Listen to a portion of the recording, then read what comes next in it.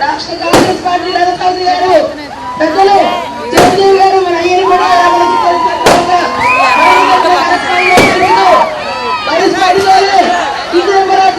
సామర్థ్యం ఇటువంటి దానికి మరొక మహిళగా మీ మధ్యలో ఉండే మీ అందుబాటులో ఉండే మహిళగా ఈ రోజు ఎంపీగా పోటీ చేస్తున్నారు. అక్కలు తెలుగు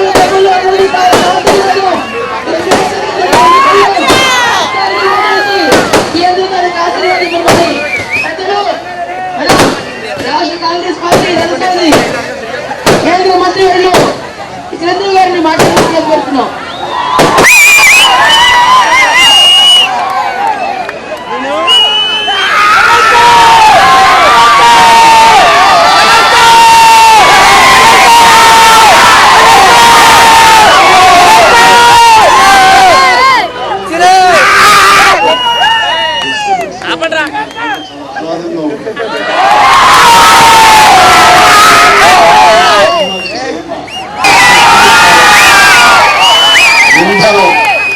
అభిమాన ఘనం ప్రతి ఒక్కరికి హృదయపూర్వకంగా ఈ రోజున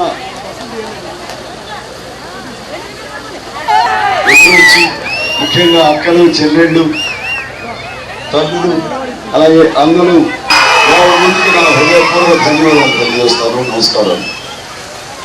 ఈ రోజున ప్రచారం కాంగ్రెస్ తరఫున చేసే బాధ్యత ముందుకు వచ్చాను. నేను మనస్ఫూర్తిగా నమ్ముతున్నాను, సామాజిక న్యాయం జరగాలి.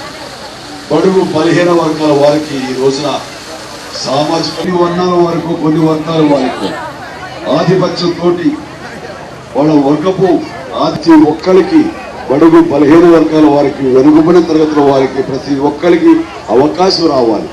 ఆ రకంగా మొట్టమొదటిగా నేను ఈ యొక్క విజయనగరం నియోజకవర్గానికి సంబంధించిన పార్లమెంట్ కానివ్వండి, మిగతా అసెంబ్లీ స్థానాలకు సంబంధించి కానివ్వండి, ఈ జిల్లాని నేను మనస్ఫూర్తిగా నేను అభినందిస్తాను. గతంలో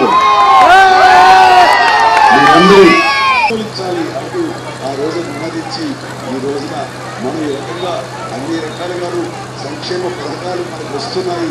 అలాగే వాళ్ళు రైతులు అలాగే వృద్ధులు వితంతులు అందరూ కూడా ఏదో ఒక రకంగా భరోసా ఇచ్చి నిలబడేది వారి తరఫున ఒక కాంగ్రెస్ పార్టీ.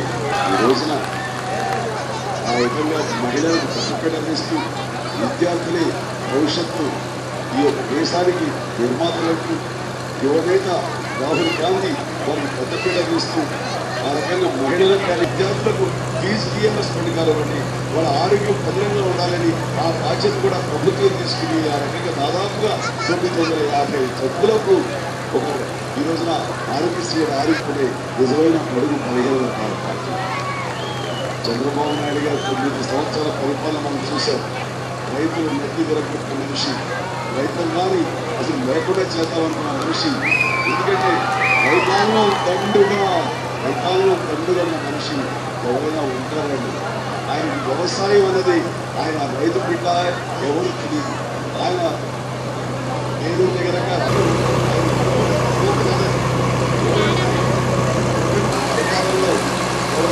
సాధారణ చాలా జిల్లా సంవత్సరాలు వెళ్తున్నారు. వాళ్ళ సంతృప్తి పాలయ్యారు. వాళ్ళు అనుభవించారు. దిశగా సాగింది టూరిస్టులు హాస్పిటల్ అలాగే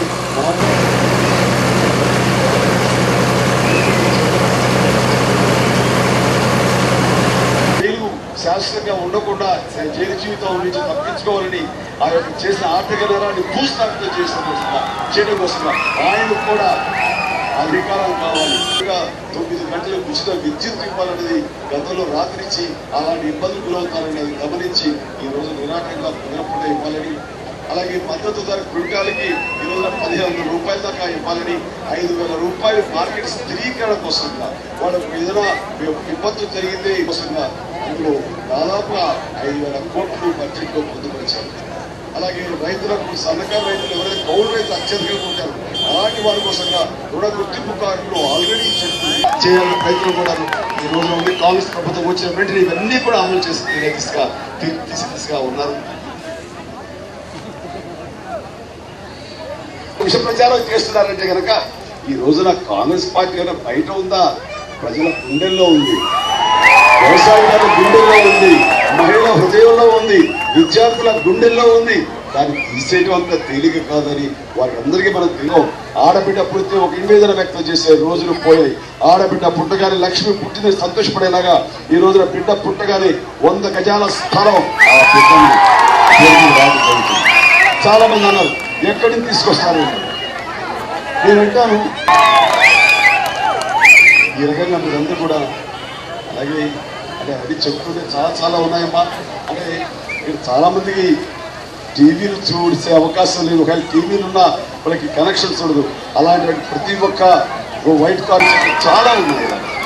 కాబట్టి ప్రతి ఒక్కరికి నేను విన్నవించినది ఏంటంటే ఈ యొక్క నియోజకవర్గంలో ఎవరైతే మా సోదరి గతం నుంచి కూడా మీ యొక్క ఆశీస్సులతోటి పార్లమెంట్ సభ్యురాలుగా ఉండి మంచి సేవలు అందిస్తారో అలాంటి బొత్స ఝాన్సీ గారికి అపూర్వ స్వాగతం పలికిన అయ్యన్నపేటకి అభివందనం.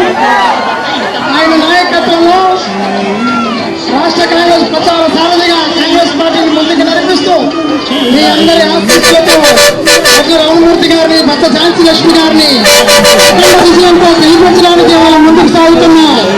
మన ప్రియతమ నాయకుడు చిరంజీవి గారిని ఆశీర్వదిద్దాం, కాంగ్రెస్ పార్టీని గెలిపిద్దాం. తోడై అడుగులు వేసిన కలల కొమ్మ, భారత సంస్కృతి తలపై మోసిన కోడల వాసిన అత్తను భర్తను ఆశయమంతున నిలుపుతూ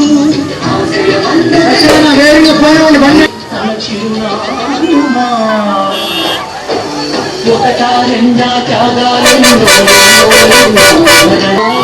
సీమాంధ్ర సోదరుడా